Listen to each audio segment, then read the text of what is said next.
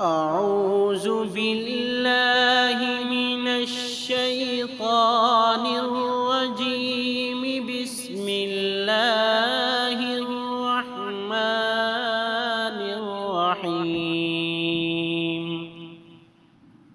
ربنا لا تزغ قلوبنا بعد إذ هديتنا وهب لنا من لدنك رحمة إنك أنت الوهاب.